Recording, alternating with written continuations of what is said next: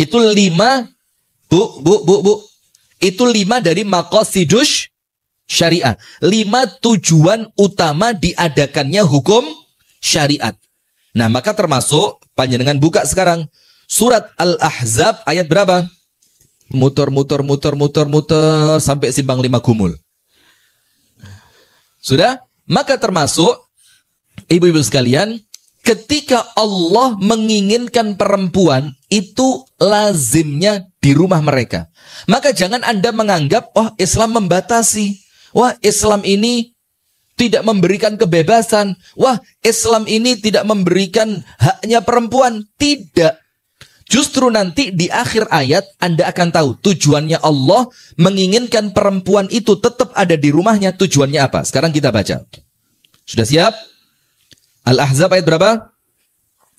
Yang pertama, waqarna fi buyutikunna. Ini fi'il amr untuk perempuan. Waqarna. Artinya begini, dan kalian wahai perempuan, tetaplah kalian tinggal di buyutikunna, di rumah-rumah kalian. Berarti hukum asalnya perempuan keluar atau di rumah? Saya ulang, panjenengan lo yang jawab lo ya. Hukum asalnya perempuan di dalam rumah atau di luar rumah? Di dalam rumah. Di rumah orang tuanya, setelah menikah dia keluar, pindah di dalam rumah suaminya. Nanti setelah dia meninggal, pindah lagi ke rumah masa depan. Wah, mana itu? Kuburan. Itulah perempuan. Jadi Allah perintah, berarti kalau perintah ibu-ibu sekalian, al-amru, ini kaidah usul fikih. Al-amru yaqtadhi al-wujub. Perintah itu, hukum awalnya adalah wajib. Ibu-ibu, perintah itu hukum awalnya apa? Wajib. Baru nanti dia berubah dari hukum awal yang itu wajib sesuai dengan keadaannya masing-masing. Berarti sekarang panjenengan ngerti, hukum awalnya perempuan adalah menetap di rumah. Sementara ini adalah perintah dan hukum awal dari perintah itu hukumnya adalah wajib. Kecuali nanti ada keadaan-keadaan tertentu yang memberikan keluasan untuk perempuan keluar rumah. Wala tabarrajna tabarruja al-luj. Ibu-ibu ngerti tabarruj? Kalau ibu-ibu pengajian ya harus paham ya. Tabarruj itu adalah berhias dengan hiasan yang berlebihan yang menjadikan orang lain itu ketika melihat itu tergoda. Wala tabarrajna, dan janganlah kalian berhias melakukan tabarruj seperti tabarrujnya perempuan-perempuan jahiliyah yang pertama. Berarti kalau dari ayat ini Bu, ada tabarrujnya jahiliyah yang pertama, ada tabarruj modern. Faham ya? Sekarang saya mau tanya, tabarrujnya orang-orang jahiliyah itu seperti apa? Pernah buka tafsir Ibnu Katsir enggak? Apa Bu Ita? Apa tabarrujnya orang-orang jahiliyah yang pertama itu apa? Disebutkan dalam tafsir Ibnu Katsir, tabarrujnya mereka itu ketika pakai baju, itu kepala, leher, punggung itu kelihatan. Ada enggak sekarang seperti itu? Orang pakai baju, perempuan pakai baju, yang punggungnya kelihatan. Ada enggak? Pernah ngelihat? Jadi gegere itu ketok. Mulai leher sampai punggungnya itu apa? Kelihatan. Dan itu Bu, wis kalah zaman. Itu zamannya orang jahiliyah. Maka Allah ingatkan, janganlah kalian berhias seperti berhiasnya orang-orang jahiliyah terdahulu. Kemudian, wa aqimnas salata, dan dirikanlah salat. Wa atinaz zakata, dan tunaikanlah zakat. Wa ati'nallaha wa rasulah, dan turuti, taati Allah dan Rasulnya. Ketika Allah memerintahkan untuk mentaati Allah dan Rasulnya, berarti Allah kepingin Anda perempuan semua ini itu dalam keadaan baik, dalam keadaan mulia, dalam keadaan terhormat. Jadi jangan mau dihilangkan kehormatannya dengan cara apa? Jalan-jalan tidak pakai nutup aurat, kemudian seneng-seneng pesta-pesta walaupun sama perempuan, nongkrong-nongkrong di warung di warung-warung makan, di kafe-kafe yang tidak jelas dengan musik-musik, apalagi di kafe yang ada live musiknya, ada yang mau nyumbang lagu, silakan terus Anda suruh nyanyi. Itu merendahkan perempuan. Anda jangan ketipu. Anda itu dieksploitasi, Bu. Coba bintang iklan. Rata-rata laki atau perempuan? Bintang iklan rokok. Laki atau perempuan? Nah, bintang iklan secara umum. Rata-rata laki atau perempuan? Itu yang mereka inginkan dari Anda. Anda itu dijual supaya orang tertarik dengan produknya mereka. Islam tidak menjadikan Anda dijual. Islam menjaga Anda. Anda itu mahal. Disimpan, ditoto, dirapikan Anda itu. Nah, kemudian innama yuridullah an yudhiba. Innama yuridullah liyudhiba ankum rijsa ahlal bait wa yutahhirakum tathira. Lihat. Akhir ayat ini, Bu, menunjukkan apa sih yang Allah inginkan ketika Allah menginginkan Anda tetap di rumah. Apa maksudnya Allah? Lihat, akhir ayat. Sesungguhnya, yang Allah inginkan, kalimat innama, itu dalam bahasa Arab, adatu hasrin. Apa, Bu? Adatu hasrin. Yang menunjukkan arti hanya. Apa artinya? Jadi tidaklah yang Allah inginkan kecuali hanya. Itu loh arti ayat ini. Jadi Allah tidak kepingin apa-apa dari Anda. Kecuali hanya apa? Menghilangkan dari kalian dosa kalian. Nah, seakan-akan, Bu, kalau keluar rumah itu memunculkan menghasilkan menyebabkan, maka ketika Allah menginginkan itu untuk Anda, ojo metu, tetaplah tinggal di rumah. Maka yang Allah inginkan apa? Supaya kalian tidak berdosa. Supaya dengan tetap tinggal di rumah itu, dosa kalian hilang. Supaya dengan tetapnya kalian tinggal di rumah, kalian tidak banyak keluar, itu supaya kalian tidak memunculkan, menimbulkan, menyebabkan dosa kalian maupun orang lain. Tidak ada yang Allah inginkan kecuali itu. Kecuali, dan kemudian, wa yudhiba ankum ar-rijsa. Dan Allah ingin membersihkan kamu dari apa? Ar-rijsa. Rijsa itu kenistaan. Sesuatu yang nista. Karena kalau perempuan sudah keluar, mohon maaf loh, jujur, Bu, wong wedok kabeh podo. Lek metu mesti kepingin ketok ayu. Iya apa enggak? Kalau sudah keluar, kepinginnya apa? Maka kalau ngajak perempuan keluar, wih.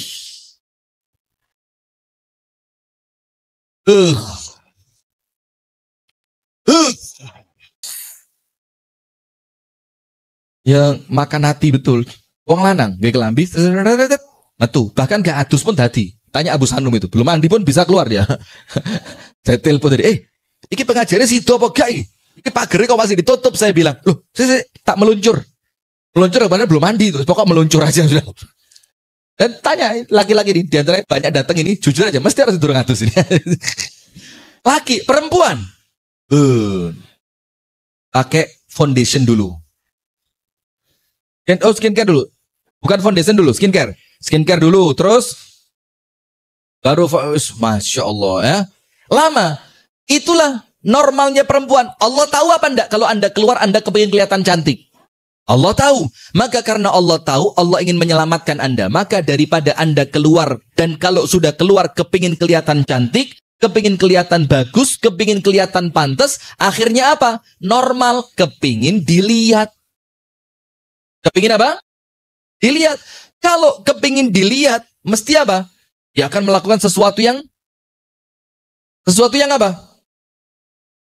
Menarik supaya dia betul-betul dilihat.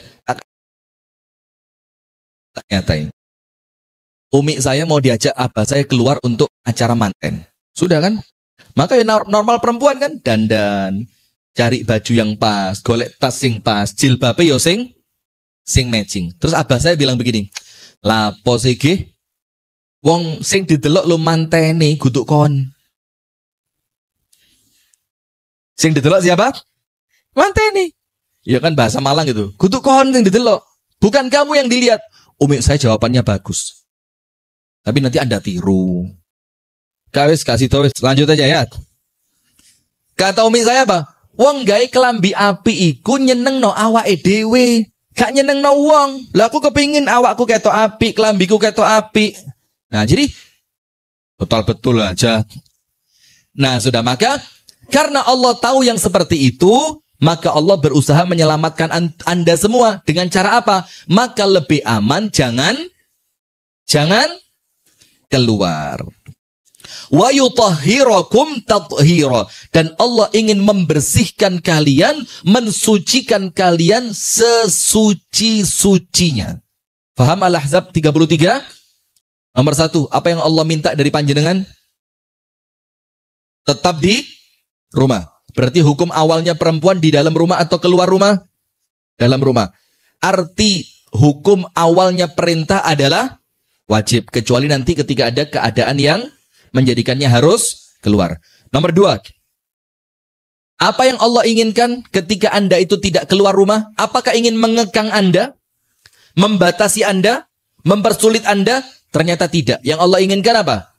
Menjauhkan dari dosa, membersihkan dari kenistaan, dan mensucikan sesuci-sucinya. Nah, berarti ketika Allah melakukan semua itu untuk Anda semua, Bu, menjadikan ini syariat, berarti tidak terlepas dari yang maqasid syariah yang 5 tadi. Menjaga agama Anda, menjaga akal Anda, menjaga semua yang terbaik dari apa yang Anda miliki. Nah, sekarang lihat.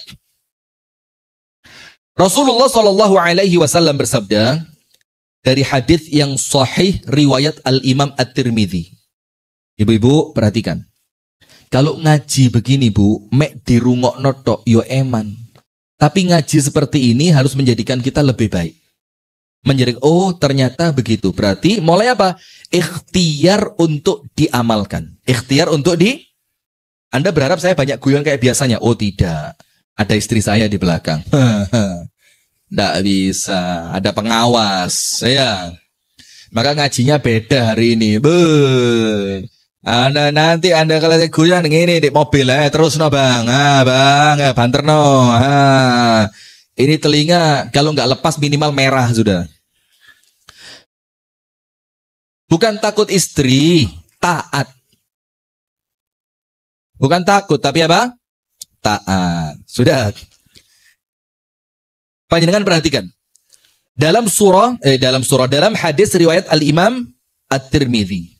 Dalam hadis riwayat Imam Tirmidzi, Rasulullah SAW bersabda dari hadis sahabat Abdullah bin Mas'ud. Dari sahabat siapa? Abdullah bin Mas'ud. Dia mengatakan, An Abdullah ibni Mas'udin anin Nabi SAW qala.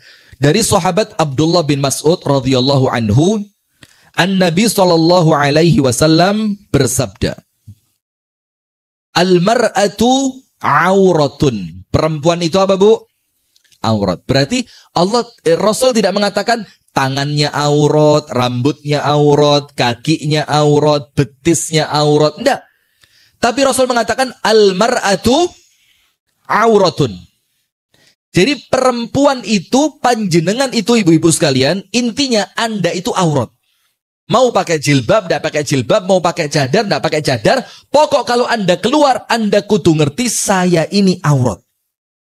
Maka sampai muncul syariat apa? Suaranya perempuan itu dijaga. Jangan kalau telepon dengan orang yang bukan mahram, itu jangan dengan suara yang lemah, mendayu-dayu. Harus dengan suara yang tegas. Tapi tegasnya bukan seperti lapor komandan, siap.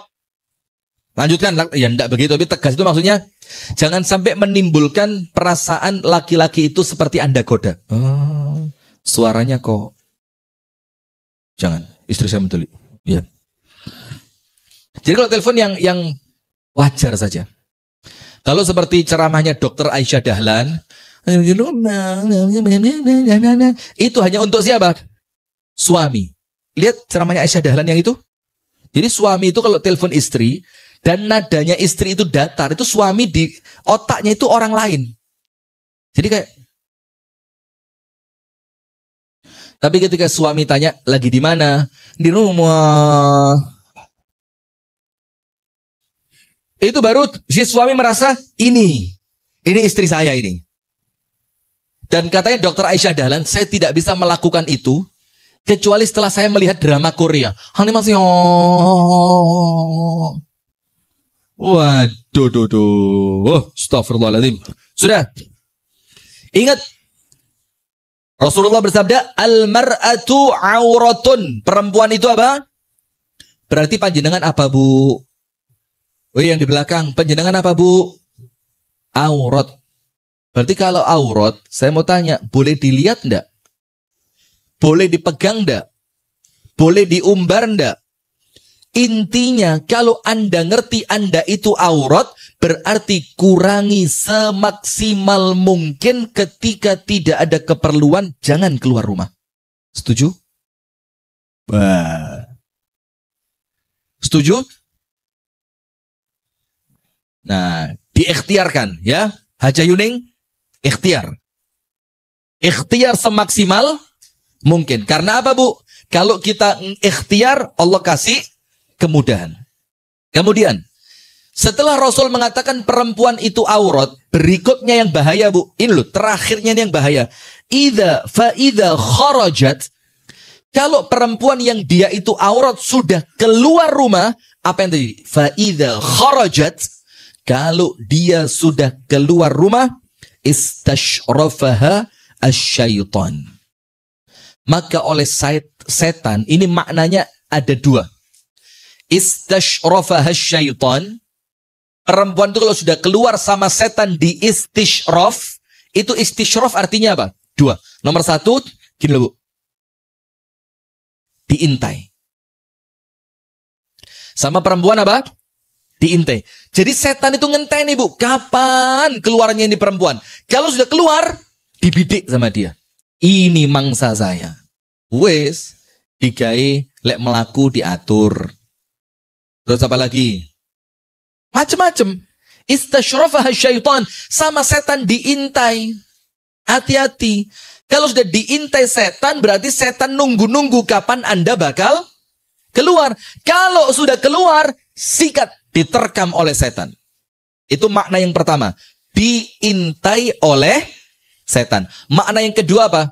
Oleh setan, Anda itu kalau keluar rumah, itu dijadikan indah pada pandangan laki-laki yang bukan mahram. Hati-hati.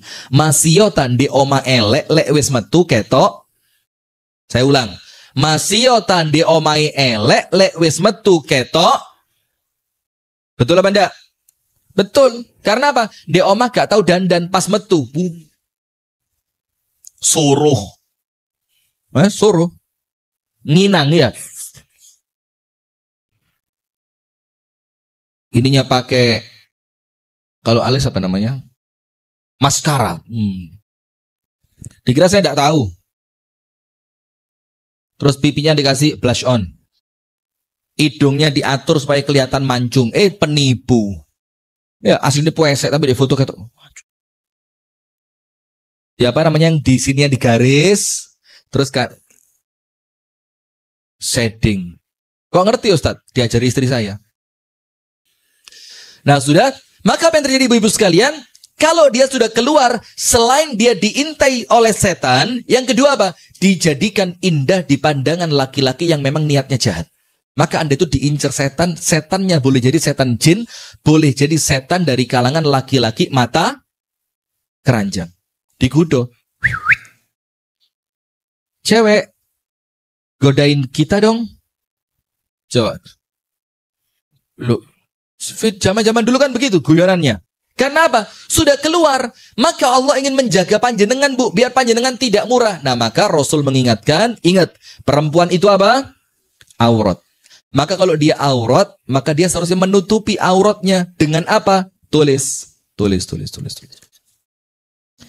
Bagaimana menutupi wanita sebagai aurat? Bagaimana menutupi wanita sebagai aurat? Bagaimana coba? Nomor 1. Penutup aurat terbaiknya adalah rumahnya. Nomor 1. Penutup aurat terbaiknya adalah rumahnya. Berarti bagaimana dia menutupi auratnya? dengan tidak keluar rumah. Nomor 2. Tulis, jangan tolak-toleh. Niat ngaji kok nggak buku. Nyuntuh, bagus, ngerpek. Ya, nah, aku ngerpek. Atau kalau tidak punya tulisan, nanti dibuka ini. Siaran live YouTube-nya ya. Nomor 1, penutup aurat terbaiknya adalah rumahnya. Berarti dia menjaga auratnya dengan tidak keluar. Nomor 2, kalaupun dia keluar rumah, maka penjaganya adalah mahramnya.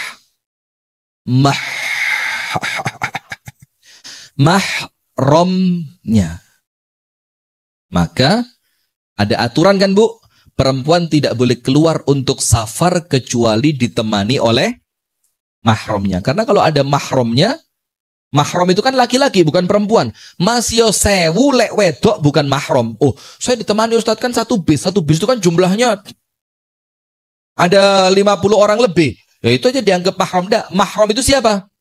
Laki-laki. Suami. Kenapa? Kecil enggak? Anak yang sudah balik dan bisa menjaga diri. Itu mahram. Kalau belum bisa menjaga diri ya beda. Nah maka tujuannya mahram tadi apa? Menjaga, menolong, menyelamatkan. Maka anak kecil yang dijadikan mahram harus punya 3 sifat ini. Menjaga, melindungi, mengamankan. Kalau belum bisa, yo jangan. SMP bisa enggak kalau Anda diganggu? Nah, bolehlah. Pokok Anda harus tahu tujuannya mahram tadi apa? Menjaga, melindungi, menyelamatkan. Plus menolong. Kalau dia bisa itu, berarti masuk. Berarti nomor 2, bagaimana dia menjaga auratnya dengan setiap dia keluar, didampingi oleh, dan itulah makna perempuan yang dalam hadis dikatakan perempuan calon penghuni surga. Siapa dia? Al-a'udu ala zaujiha. Yang senantiasa lengket dengan suaminya. Masya Allah.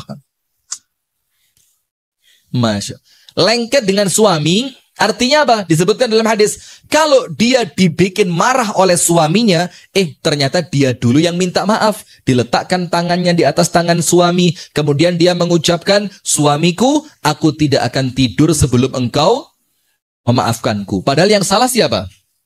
Nah, itu satu maknanya. Makna yang lainnya apa? Dia tidak akan keluar kecuali bersama suami. Itu makna yang lain, Bu. Jadi yang dimaksudkan al-a'udu ala zaujiha, perempuan yang nempel dengan suaminya, itu maksudnya adalah perempuan yang tidak akan keluar kecuali didampingi suami. Nomor 3. Apa tadi judulnya tadi apa? Bagaimana wanita menjaga auratnya. Nomor 1 dengan tidak keluar, karena penutup aurat terbaiknya perempuan adalah apanya? Rumahnya. Nomor 2, setiap keluar didampingi oleh. Nomor 3, kalaupun dia harus keluar bukan pada jarak safar. Bukan pada jarak safar. Artinya, ya sekedar keluar kemana?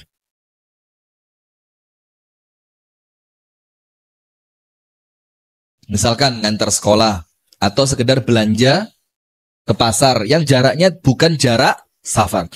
Maka kalaupun dia harus keluar rumah, menutup auratnya dengan jilbab syar'i. Siap? Setuju?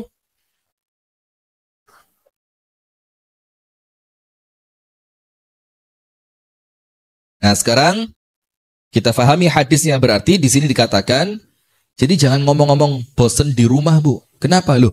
Rumah itu surga panjenengan. Nah, sekarang hadisnya Rasulullah Shallallahu Alaihi Wasallam mengingatkan kita, ingat perempuan itu adalah aurat. Kalau dia sudah keluar oleh setan, dia dibidik, diintai, diawasi, akan dijadikan mangsa. Nomor 2, maknanya dijadikan indah pada pandangan laki-laki. Maka panjenengan jangan seneng bu didelok ayu di jobo itu yang risih. Ketika ada laki-laki ngelihat itu jangan, pasti, wah aku cantik. Jangan. Tapi kalau ada laki-laki ngelihat, itu yang ngerasa apa? Risih. Sekarang hadis yang terakhir. Lihat bu. Sampai pun kalau dia mau ke masjid, perempuan boleh enggak sholat berjamaah ke masjid? Boleh apa enggak?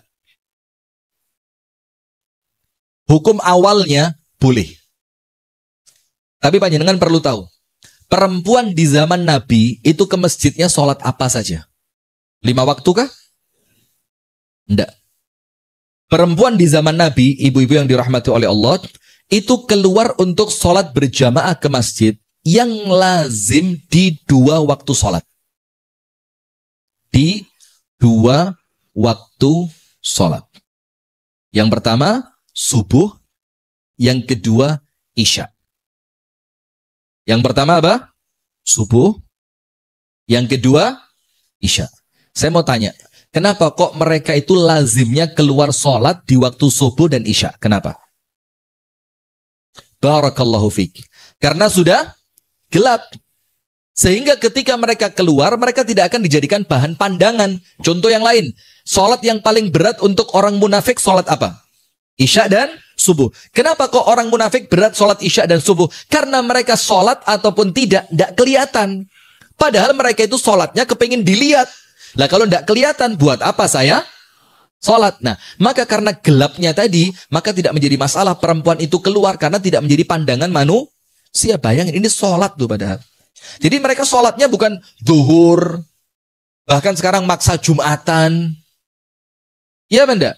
Tapi sholatnya mereka di waktu yang mereka ketika keluar tidak akan menjadi pandangan laki-laki. Nah maka hukum awalnya perempuan sholat ke masjid, hukumnya boleh. Dengan berapa syarat? Nomor 1. Tulis. Syarat bolehnya perempuan sholat berjamaah ke masjid. Syarat bolehnya perempuan sholat berjamaah ke masjid. Jadi kalau panjenengan kepingin sholat jamaah ke masjid, ada syaratnya atau tidak? Ada. Yang pertama, iznu az-zawj, izin dari suami. Izinnya siapa? Suami. Nomor 2, tidak menggunakan minyak wangi atau pakaian yang menarik perhatian. Jadi kalau ke masjid, jangan pakai minyak wangi. Dalilnya apa? Rasulullah itu melarang perempuan yang sudah siap melayani suami untuk isyaan ke masjid. Karena kalau sudah siap melayani suami, mesti badannya ya apa? Anda sih enggak ya?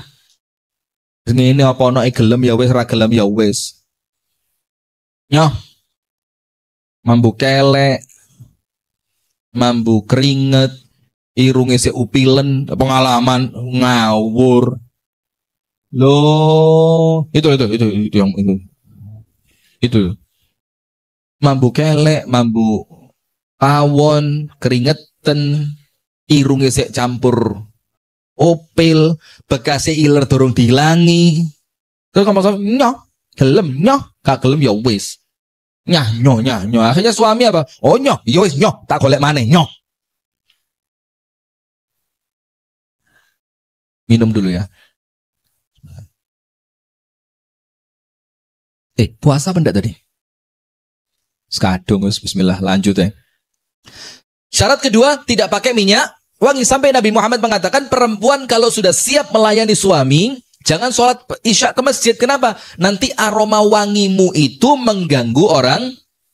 Zaman dulu ganggu, zaman sekarang wow, menyenangkan. Tapi menyenangkan siapa? Laki-laki yang memang hatinya kotor.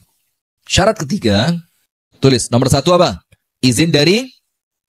Nomor 2, syarat yang ketiga, selamat dari fitnah. Selamat dari fitnah. Apa arti selamat dari fitnah itu? Anda tahu, jalan ke masjid itu jalannya aman. Jalan ke masjid itu tidak dipenuhi laki-laki yang duduk di pinggir jalan sambil gitaran.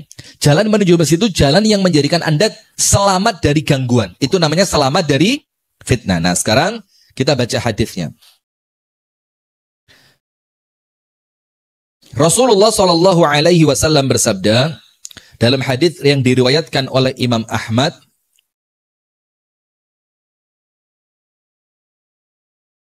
La tamna'u ima Allahi masajidallah. La tamna'u. Janganlah kalian para suami melarang. Ima Allah, hamba Allah perempuan. Siapa hamba Allah perempuan ini? Yo, panjenengan ini. Perempuan muslimah. La tamna'u ima Allah masajidallah. Janganlah kalian melarang perempuan untuk menuju masjidnya Allah. Tidak boleh dilarang. Kenapa? Kuenya kurang ya? Ya Allah, kesiannya mimpare. Kajian putri kok kuenya kurang. Ya, siapin yang banyak itu. Sisa taruh pondok, taruh panti asuhan. Mana kepala sekolah? La tamna'u ima Allah masajidallah. Para laki-laki, para suami, jangan melarang istri kalian, jangan melarang perempuan untuk pergi ke masjid. Tapi ingat, dengan berapa syarat tadi? 3. Kemudian di akhir hadis Rasul mengatakan apa? Wa buyutuhunna khairun lahunna. Dalam keadaan rumah mereka itu lebih baik untuk mereka. Berarti ibu-ibu, kalau panjenengan sholat ke masjid dibandingkan panjenengan sholat di rumah, lebih bagus mana? Ayo jujur, lebih bagus mana? Kalau sesuai hadis ini, wa buyutuhunna khairun lahunna, rumah mereka lebih baik, berarti pahalanya lebih besar sholat di mana? Di rumah. Kenapa pahala panjenengan lebih besar di rumah dibanding di masjid? Kenapa? Ayo kenapa? Kenapa? Karena kalau panjenengan keluar rumah berpotensi dosa. Atau mendatangkan dosa untuk orang lain. Maka supaya lebih aman di rumah. Karena di rumah lebih aman, tidak berpotensi memunculkan dosa, maka sholatnya perempuan di rumahnya lebih baik dibanding sholatnya perempuan di masjid. Apalagi masjidnya itu tempatnya pemisah antara laki dan perempuannya tidak sempurna. Sik delok-delokan, inceng-incengan. Sopo seiku imami? Suaranya enak, tapi kok elek. Sopo se imami kok gak enak lek ngimami, tapi kok ganteng. Nah, coba. Maka ini hati-hati. Nah, maka dengan itu ibu-ibu sekalian, tolong diperhatikan. Kalau saja sholat panjenengan, bu. Nah, itu tuh segera dibagi. Tangannya yang bisa, itunya enggak apa. Ini ada lagi yang ini gak ditum-tum yang dengerin, Bu. Kalau sholat saja, Bu. Kalau sholat saja, itu yang ibadah kepada Allah, jarang punya niatan-niatan jelek. Wong lek kate sholat mesti niatane api. Itu pun masih dikatakan oleh syariat lebih bagus di mana? Di rumah. Apalagi selain sholat loh. Sholat saja loh dibilang lebih bagus di rumah. Apalagi selain sholat. Nah, maka ibu-ibu perhatikan. Ini penutup dari saya. Begini, Bu. Sekarang ini, Bu, zamannya perempuan muslimah dipaksa keluar rumah. Karena apa? Karena mereka tahu tidak ada cara untuk merusak wanita muslimah kecuali dengan mengeluarkan mereka dari rumahnya. Maka dibikin acara macam-macam, yang penting perempuan harus keluar. Nanti kalau sudah mulai keluar, Bu, tidak mungkin seperti ketika mereka di rumah, mesti mulai ngerti jilbab sing api, mulai ngerti lipstick sing larang, mulai ngerti skincare, mulai ngerti senam, mulai ngerti kafe, mulai ngerti macam-macam arisan-arisan, sampai terakhir hilang rasa malunya. Hilang apa? Rasa malu. Padahal Amirul Mukminin Umar mengatakan apa? Seburuk-buruknya perempuan itu al-afla'. Seburuk-buruknya siapa? perempuan. Apa itu afla? Perempuan yang tidak malu kepada laki-laki. Gak duwe izin mbek wong lanang. Kapan itu terjadi? Ketika perempuan sudah mulai berani keluar rumah, terbiasa keluar rumah, akhirnya keluar rumah itu menjadi passionnya, akhirnya ketemu siapapun tidak lagi malu. Nah, maka dengan itu ibu-ibu sekalian, ayo bismillah, jadikan rumah itu terasa nyaman. Penutup, bagaimana menjadikan rumah itu nyaman? Bukan dengan hiasannya, bukan dengan perabotnya, bukan dengan kemewahannya, tapi dengan ibadah. Menjadikan rumah nyaman dengan apa? Ibadah. Sholat yang banyak di rumah. Pakai baca Al-Quran yang istiqomah di rumah. Zikir pagi dan petang, baca di rumah. Senantiasa berdoa di rumah. Kalau rumah itu dipakai ibadah, rumah akan dipenuhi oleh siapa?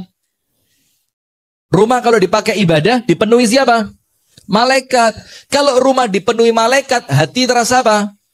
Nyaman, tenang, tidak pengen keluar. Tapi kalau di rumah nonton gosip, di rumah tidak dipakai ibadah, di rumah senantiasa buka Instagramnya artis-artis terkenal, tidak tahu taat kepada Allah, malaikatnya keluar diganti siapa?